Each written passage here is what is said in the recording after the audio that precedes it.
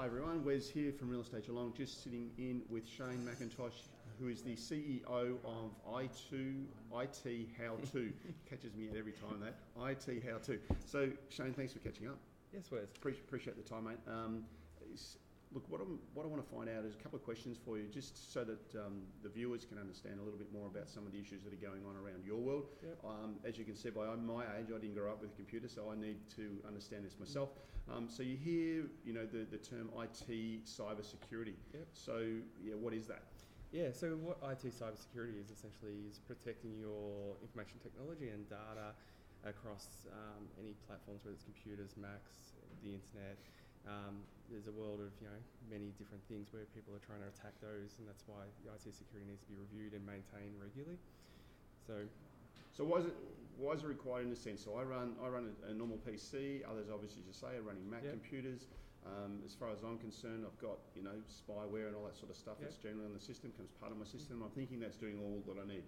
Yeah, so I guess the rules of the game and the goalposts are changing regularly, where the hackers and people who are doing phishing, which is sending those dodgy emails saying that they're a CEO of a company and trying to get money out of you, they're changing daily, constantly. And so I guess the reason why you actually need proper protection and updated protection regularly is that the roadmap in the field's changing all the time.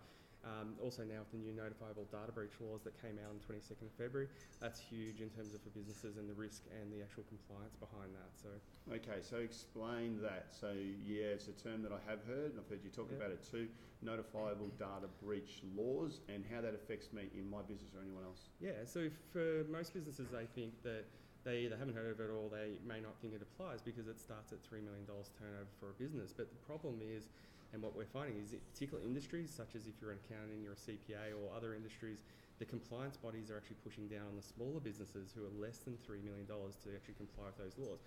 What it means is a data breach can be anything from as simply as sending an email to the wrong person, through to being fully hacked, to having ransomware on your computer where people take your data and lock it and say, give me money, through to people actually breaking into a building and stealing something, to an employee leaving credit card information written down on a bit of paper on a desk in an office.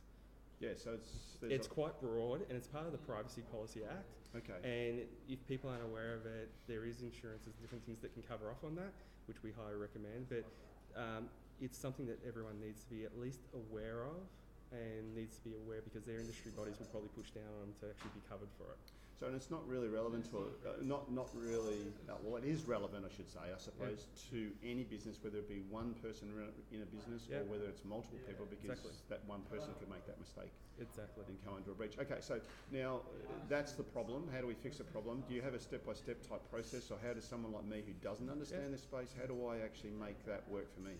So we keep it really simply. We look at it from a business point of view and as a business coaching point of view, and actually provide a 15-step roadmap on actually looking at that plus other areas of your business to make sure that you are running a really secure model that gives you the choice to actually pick and choose what's appropriate to you and your industry and your risk levels around your compliance. So we have that particular roadmap that we implement, and then that allows the clients to have awareness and choice what's appropriate for them.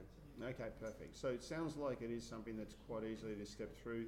It'd just be a matter of contacting you to understand what that 15-step roadmap is, and the costs involved obviously with that, but then you take them through the different phases of that. But it seems that it's obviously more costly to not get this right. Well, the things is, especially with the notifiable data breach, the fines per business is $1.8 million and individuals $360,000. But that's not the most expensive part. The most expensive part is if you get breached, you have to notify all your suppliers and all your customers publicly. So publicly, how do we do that publicly? Is that just like media? You'll notice on media, so like Woolworths, who got breached recently, they notified across the media. So it's got to be paper, it's got to be broadcast everywhere. Wow. Yeah, it's huge. Okay, so that's something that I suggest everyone have a look at. It is worthwhile catching up with Shane to discuss how you can potentially make sure that you're already covered, you're not having any issues, or you may need to get yourself sorted, so like myself.